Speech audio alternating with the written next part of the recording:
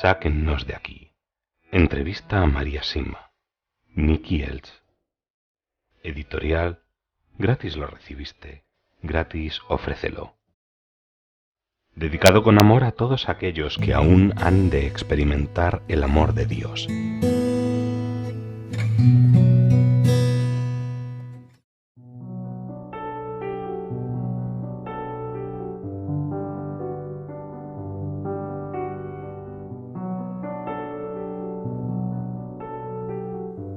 La muerte.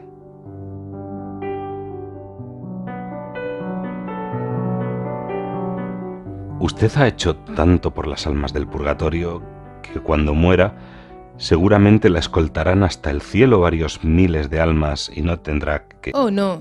No puedo imaginarme ir al cielo sin pasar por el purgatorio, porque cada error va sumando. Dios me ha dado a conocer tanto mediante mis contactos con las almas del purgatorio que mi responsabilidad es mucho mayor. Debemos sufrir en relación con nuestro conocimiento. Sin embargo, espero recibir un poco de ayuda en este aspecto. ¿Qué sucede con las personas que se suicidan? ¿La ha visitado alguna? Sí, me han visitado muchas. Lo que les sucede depende totalmente del motivo por el cual lo hicieron. Muchos han venido a preguntarme sobre ellas, pero hasta el momento solo se ha perdido una. En la mayoría de los casos, los más culpables son quienes las difamaron, los que se negaron a ayudarlas o las acorralaron, y de este modo hicieron que perdieran la cabeza. En casos así, los más culpables son otras personas.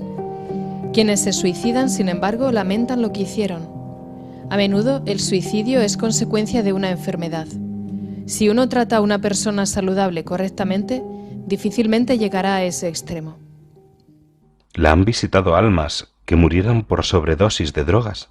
¿Están perdidas? Me han visitado algunas, pero una vez más lo que les sucede varía. En cuanto a los adictos crónicos, realmente no pueden hacer nada a menos que Dios intervenga con gran poder. En muchos casos los médicos dicen correctamente, fue la droga. Sin embargo, incluso así, deben sufrir mucho. Las drogas fuertes son definitivamente satánicas y se debe rezar mucho contra esos demonios sin lugar a dudas. Muchos adictos se han curado en la actualidad sin pasar por esos horribles síntomas de abstinencia. Y cuando sucede se debe siempre a nuestra Madre y a San Miguel, que expulsan a Satanás. Los traficantes de este veneno lamentarán profundamente sus acciones cuando tengan que repararlas y expiarlas, si no es que se han perdido por completo. ¿Puede contarme el caso de alguien que se haya salvado al cambiar radicalmente su postura justo cuando le llegó el momento de la muerte inminente? Sí. Una vez vino a verme una persona con dos nombres de difuntos, el de un hombre y el de una mujer, para que averiguara qué les había sucedido. Cuando le pedí que me contara un poco acerca de sus vidas, se negó y me dijo que los había traído para averiguar si yo decía la verdad. Accedí y esperé hasta que un alma del purgatorio me diera las respuestas de ambos casos. Un mes después regresó. Me preguntó si ya tenía las respuestas y asentí. El hombre se encontraba en el purgatorio más profundo y todavía no podía ser liberado de ese lugar, mientras que la mujer se había ido directamente al cielo sin pasar por el purgatorio. Le entregué el papel donde había escrito lo que me habían dicho y se quedó impactado. Me acusó entonces de ser una farsante. Le pregunté por qué decía eso y le pedí que me contara más sobre estas dos personas. Según mi invitado, el hombre había sido el más piadoso de todos los sacerdotes de su zona. Siempre iba a misa media hora antes y luego se quedaba más tiempo que los demás, y continuó halagándolo largo tiempo. Me contó también que la mujer había vivido una vida muy mala, y me enumeró muchos de los pecados graves que había cometido para convencerme. Cuando terminó, debo admitir que yo misma estaba un poco insegura, y acordé preguntar una vez más sobre esas personas, esta vez con alguna explicación. Probablemente pensé, había escrito la respuesta incorrecta junto a los nombres y se habían mezclado. Así que esperamos más tiempo para obtener una segunda respuesta. Llegó y me dijeron lo mismo. El hombre se encontraba en lo más profundo del purgatorio y la mujer se había ido directamente al cielo. La explicación es la siguiente. La mujer murió en primer lugar y lo hizo atropellada por un tren. No se trató de un suicidio. debió haber tropezado o resbalado. En el instante en que se dio cuenta de que su muerte era inevitable, le dijo a Dios: «Estoy de acuerdo en que me lleves, porque por lo menos así no podré insultarte más». Esta sola frase o pensamiento borró todo y se fue al cielo sin pasar por el purgatorio. El sacerdote, al contrario, había sido todo lo que este hombre había dicho de él. Sin embargo, nunca dejó de criticar a aquellos que no iban a misa tan temprano como él, y hasta se había negado a enterrar a esta mujer en el cementerio por la mala reputación que tenía entre los feligreses. Sus constantes críticas y juicios, como por ejemplo sobre esta mujer, lo condujeron a lo más profundo del purgatorio. Esto nos muestra que nunca, pero nunca, debemos juzgar o sospechar aquello que creemos que sabemos. Mi visitante reconoció estas verdades, me perdonó con el corazón y se fue contento con las noticias que ansiosamente esperaban en el lugar de donde procedía. Al estar presente en la muerte de una persona, ¿existen señales que indiquen que se ha ido directamente al cielo? Probablemente, pero estas no siempre nos lo revelan todo. Lo que es cierto, sin embargo, es que cuando una persona experimenta una muerte extremadamente terrible, con ira o violencia, es seguro que deberá sufrir mucho o que está totalmente perdida. También hay que tener cuidado con el otro extremo, porque hasta un gran santo, como yo y varios miles de personas llamaríamos así, al Padre Pío, que murió en paz y hasta feliz, también debió pasar un tiempo corto en el purgatorio.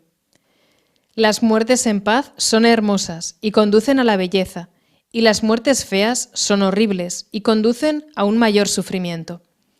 Pero intentar ser más precisos es, como ya he dicho antes, algo arriesgado.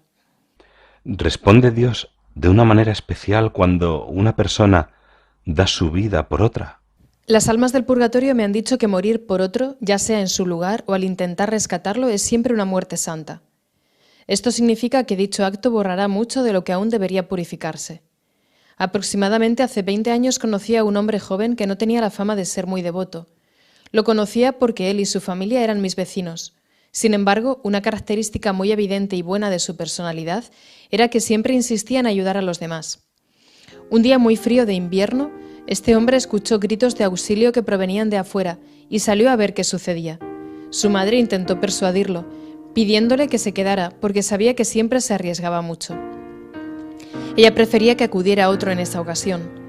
Sin embargo, no pudo detenerlo y salió al rescate de quien gritaba. Mientras se encontraba afuera, una avalancha de nieve en polvo se le vino encima y se lo tragó. Le encontraron muerto al día siguiente. Otros jóvenes, al enterarse, dijeron: «No nos gustaría morir así». «¿Qué queréis decir con eso?», les pregunté. «Ya sabe todas las cosas que ha hecho. Pensad lo que queráis, pero morir así para salvar a alguien descarta toda posibilidad de que se haya perdido. Siempre es una muerte santa». Solo 2 días después, este hombre se me apareció y me dijo que necesitaba únicamente 3 misas para ser liberado. Expresé cierta sorpresa y me dijo: «Como morí intentando salvar a otra persona, Dios se ocupó de todo lo demás». A lo que añadió: «Nunca podría haber experimentado una muerte tan feliz». Entonces, ¿debe existir alguna diferencia entre morir intentando salvar a alguien o morir a causa de una imprudencia? Oh, sí. Si una persona muere simplemente porque se puso en una situación de riesgo, no significa que fuera su hora de morir. Si el accidente sucede sin culpa por parte del difunto, esto quiere decir que Dios lo llamó a su presencia. Sin embargo, cuando tiene la culpa, entonces esa misma persona fue quien lo provocó. Conozco a un joven que murió en un accidente de moto por conducir por encima del límite de velocidad permitido. Me contó más adelante que si hubiera sido más cuidadoso, Dios le habría dado otros 30 años de vida. Cuando le pregunté si estaba listo para la eternidad, me dijo que no, pero que Dios da la oportunidad de arrepentirse a todo aquel que no lo desprecie. Y este joven estaba totalmente arrepentido. En el momento de morir, el alma ve la luz de Dios con claridad y en su plenitud. No, no claramente, pero lo suficiente como para que desee ir hacia ella. La claridad y plenitud que ven depende de la condición del alma en ese momento. Cuando rezamos para que alguien experimente una muerte en paz, ¿ayudan nuestras oraciones a que efectivamente sea así? ¿Acaso Dios es sordo? Ayuda aún si rezamos por una persona que tenemos en nuestro corazón y que murió tiempo atrás. Dios y la oración no están limitados o afectados por el tiempo. Dios está allí 50 años antes como 50 años después. Él hará por nosotros exactamente tanto como nosotros le confiemos. Pero si podemos rezar por alguien ya fallecido para que experimentara una muerte en paz, ¿no significa que podríamos salvar almas que ya están en el infierno? No, lo perdido está perdido, pero las gracias de dicha oración serán distribuidas en otros lugares para el mismo fin: permitir a alguien que experimente una muerte en paz. ¿Salvaría Dios a alguien del infierno sabiendo que otro rezará por esa persona en el futuro? Debido a que el amor y la misericordia de Dios son infinitos, no veo ninguna razón por la cual no lo haría. ¿Con qué grado de seriedad tenemos que tomarnos las últimas voluntades de una persona a punto de morir? Creo que debemos tomarlas muy seriamente y hacer absolutamente lo mejor para respetarlas y que se cumplan con 3 condiciones. Y conforme a estas condiciones, yo diría que los últimos deseos de una persona son sagrados. Esto es así porque en el proceso de la muerte Dios permite a las personas ver las cosas de manera diferente a cuando vivían y de algún modo tener el control de las cosas. Las condiciones son las siguientes. 1. La persona debe estar mentalmente sana en el momento de la muerte. 2. Su última voluntad no debe ser algo malo, visto de manera objetiva. 3. La persona murió relativamente en paz. Si se reúnen estas 3 condiciones, ciertamente debemos cumplir su última voluntad. Si alguien ocultara la última voluntad de un difunto, ese hecho, que con frecuencia es prácticamente un robo al difunto, ¿es aún más grave que el mismo robo a una persona viva? Sí, es aún mucho más grave ante Dios porque el difunto ya no puede cambiar nada si sus deseos no se llevaran a cabo de forma correcta. ¿Cuál es la mejor forma de prepararse cuando uno sabe que está a punto de morir? Rezando y entregándole todo a Dios, abrirse a su bondad y confiar en Él completamente.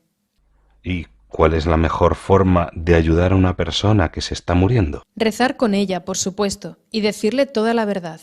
Contarle lo que se pueda acerca de la luz de Dios y decirle que nunca, pero nunca nos dejará solos. Sugerir con mucho amor una confesión si todavía no la ha hecho. Rezar con la Madre Santísima por esta persona y pedirle que acompañe a este hijo suyo en su camino. Nuestra Madre nunca rechazará una súplica.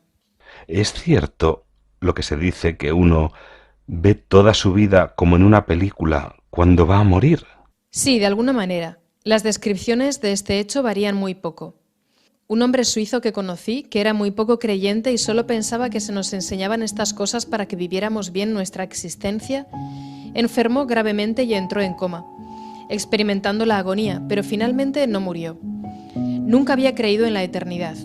Cuando revivió, me describió una escena en la que él se encontraba sentado en una habitación y en la pared de enfrente estaba escrita toda su vida detalladamente. Entonces supo que existía la eternidad y se asustó. La pared desapareció lentamente y detrás de ella había una belleza indescriptible para la cual no tenía palabras. Luego revivió y despertó. Hoy por hoy ha cambiado totalmente su forma de vida. Sería bueno que estudiáramos un poquito sobre el proceso de la muerte y qué sucede cuando nos dejamos guiar por la realidad cristiana solo antes de partir de aquí. ¿Cuántas veces hemos oído de alguien que se convirtió al catolicismo en su lecho de muerte? ¿Cuántas veces hemos oído de un cristiano que renunció a su fe en el momento de morir? Les dejaré a ustedes las respuestas a estas 2 preguntas. La concepción y la muerte son los 2 momentos más importantes de nuestra vida, cuando Dios está más cerca de nosotros, y en ambos casos es algo que se estudia poco.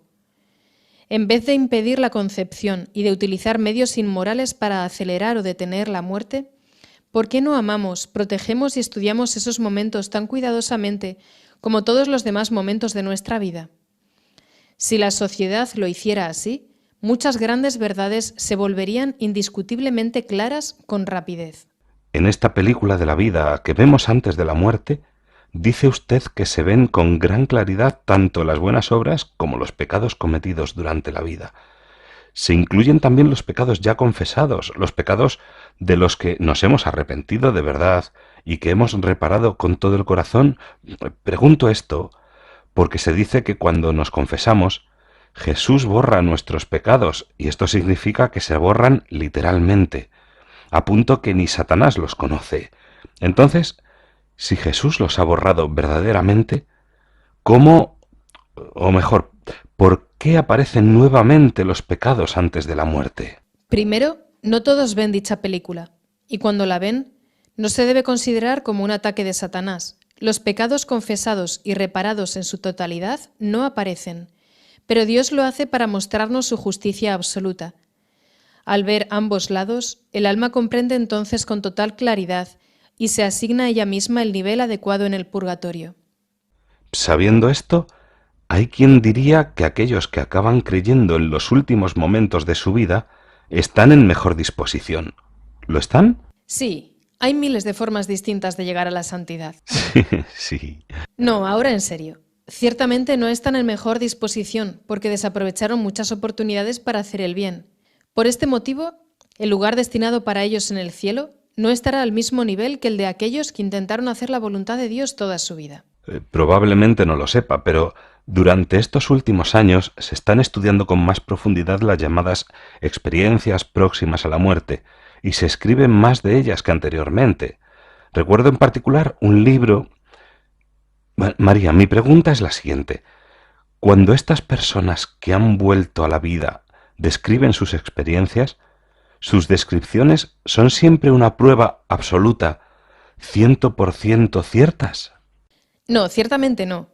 En estos casos, uno debe ser comprensivo, pero tampoco debe dejarse engañar y debe ser muy cuidadoso.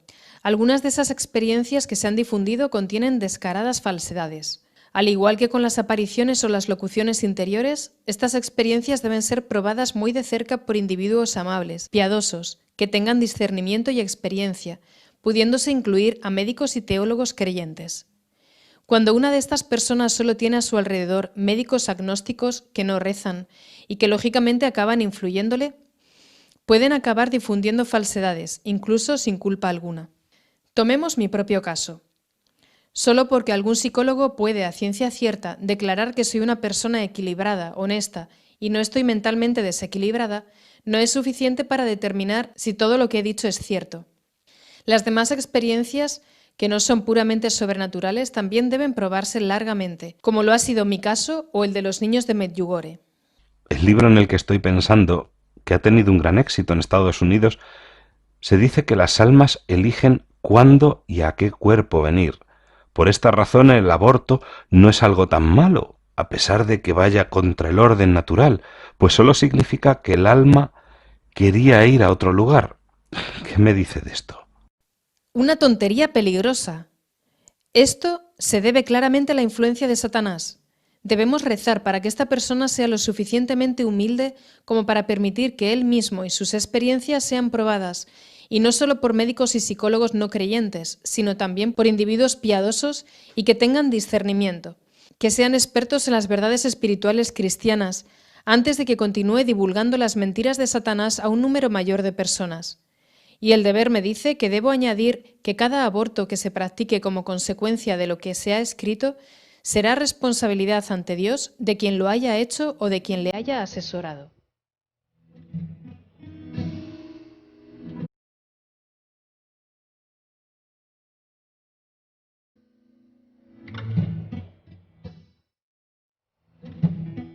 Sáquennos de aquí. Entrevista a María Simma. Nicky Elch. Editorial. Gratis lo recibiste, gratis ofrécelo. Dedicado con amor a todos aquellos que aún han de experimentar el amor de Dios.